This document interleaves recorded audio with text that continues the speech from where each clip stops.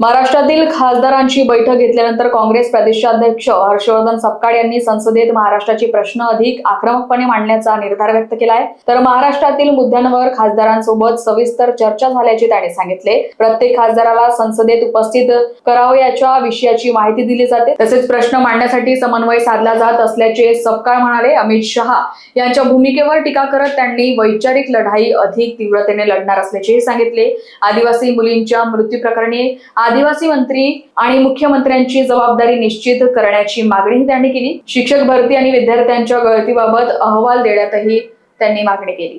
कशा संदर्भाची बैठक होती? पक्ष बांधणीच्या अनुषंगाने विविध पदाधिकारी आणि आमदार आणि खासदार मोदयांचा सहयोग सहभाग हे सुनिश्चित करणं अत्यंत पक्ष म्हणून आवश्यक असतं आणि प्रत्येक अधिवेशनामध्ये खासदारांच्या सोबत एक बैठक झाली पाहिजे, समन्वय झाला पाहिजे, चर्चा झाली पाहिजे आणि राष्ट्रीय आणि महाराष्ट्राच्या मुद्द्याची सांगड घालत असताना संघटनात्मक विस्तार आणि जी वैचारिक लढाई आहे ती अधिक तीव्रतेने लढण्याच्या अनुषंगानं हा नियमित स्वरूपामध्ये खासदार मोदयांशी जो संवाद असतो त्यातलाच हा भाग होता। समन्वयाच्या अनुषंगाने चर्चा ही आज संपन्न झाली।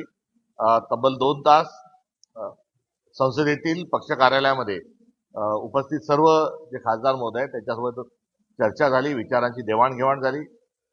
जिल्हा काँग्रेस कमिटी ज्या झाल्या त्याच्या अनुषंगानं ब्लॉक आणि आगामी काळातल्या मंडल, सेक्टर, ग्राम शाखा, प्रभाग आणि वॉर्ड निहाय ज्या नियुक्ती करायच्या त्या संदर्भामध्ये चर्चा झाली।